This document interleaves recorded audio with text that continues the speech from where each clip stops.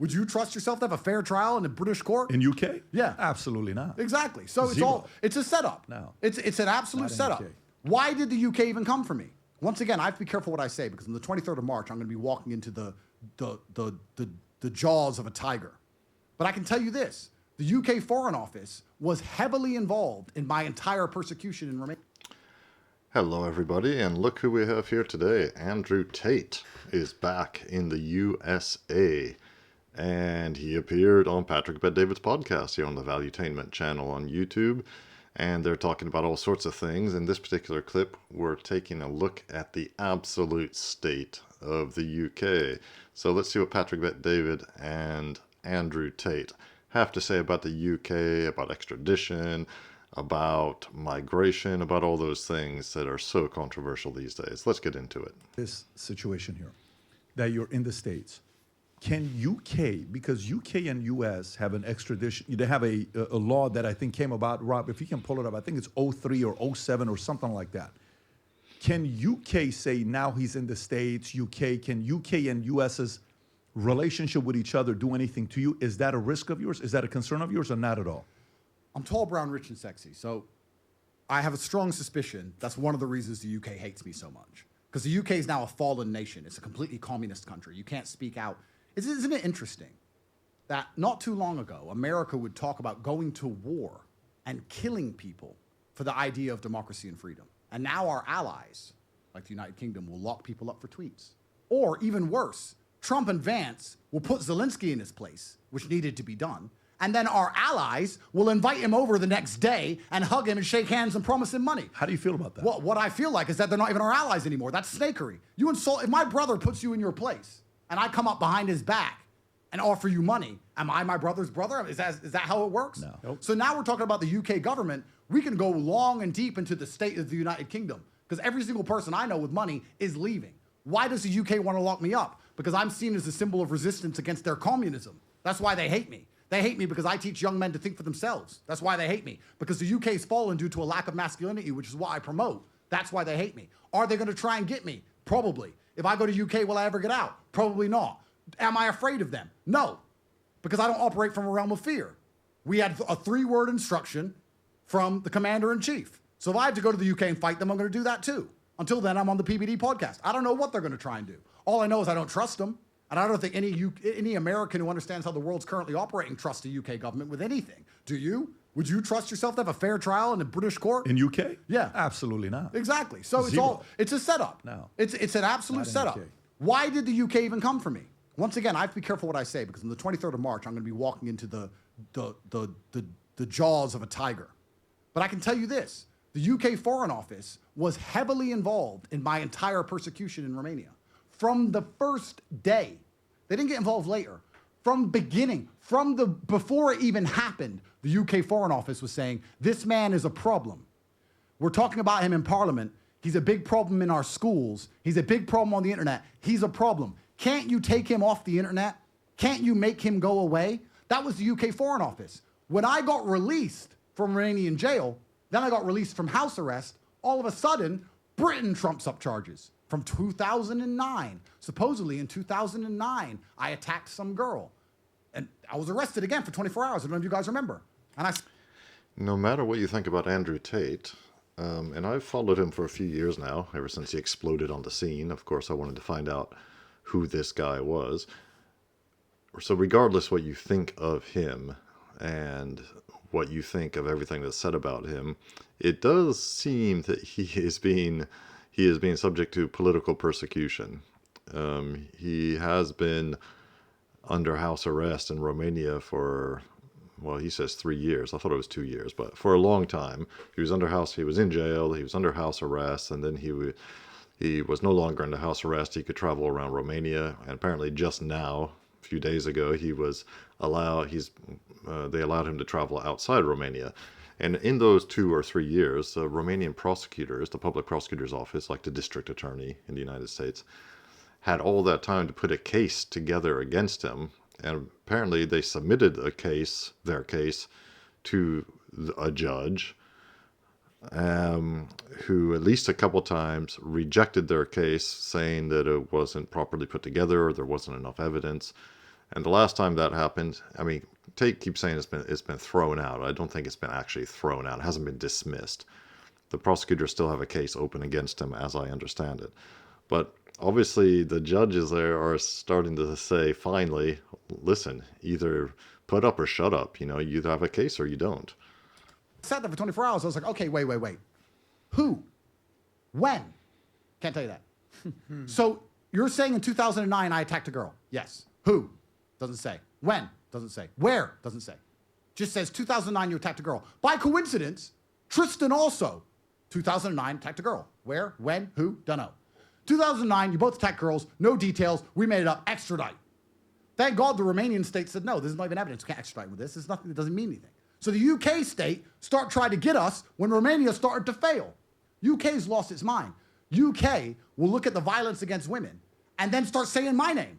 Oh, this is because of misogyny. Andrew Tate did this. No, what did this is a lack of a border, unchecked migration, thousands of people coming over from the third world each day on dinghies who have no jobs and loiter around in the streets. That's why women are not safe in London anymore. Nothing to do with me. They know it's nothing to do with me. I'm their fall guy. I'm their fall guy for everything. As soon as anything goes wrong, they mention my name in the UK. I don't stand a chance in their courts. It is interesting also how the UK authorities are not only not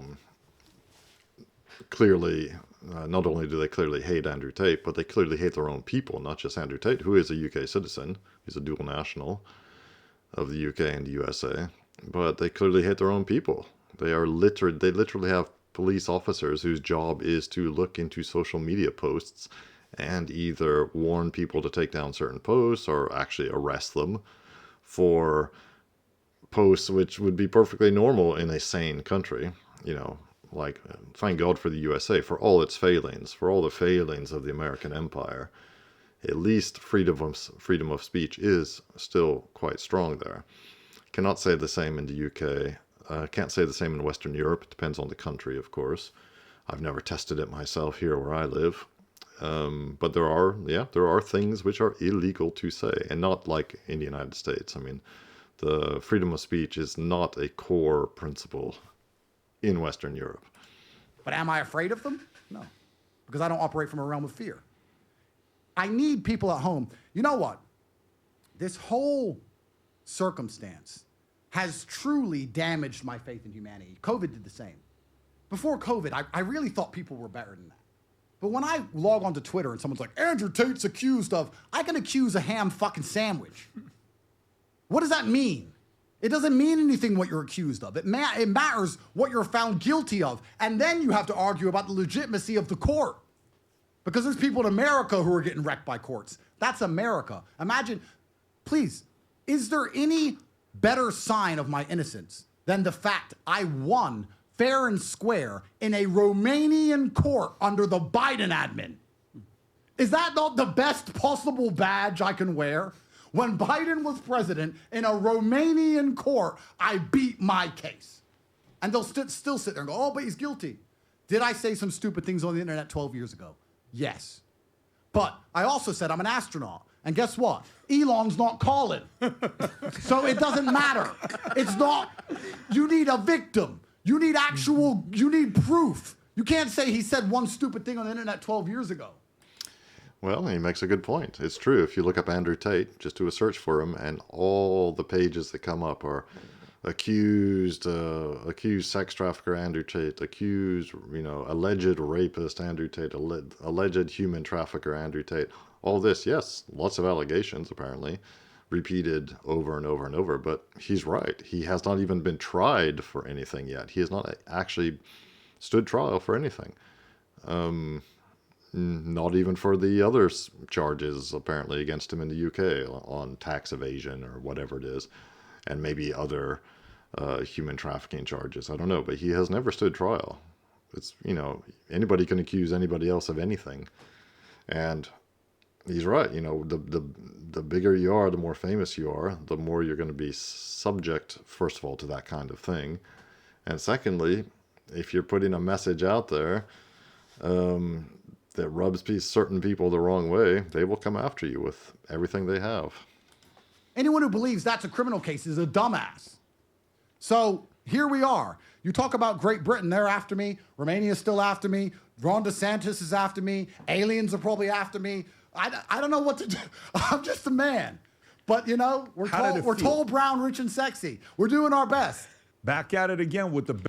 All right. So I always like watching Andrew Tate interviews. He's very...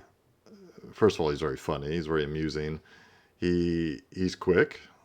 He is, you know, unlike me right now, he is very well-spoken. He's he's a smart guy. And of course you can find fault, or you can dislike either some of the things he said or the way he said them. I think he is a troll. He's a master troll. But his underlying message, from what I've seen, and I have watched a lot of his videos in the last 2-3 years, something like that, his basic message is actually pretty wholesome. You know, it's just, you know, he's targeting men, young men. You know, get in shape, get rich, have kids. Okay, that's basically it.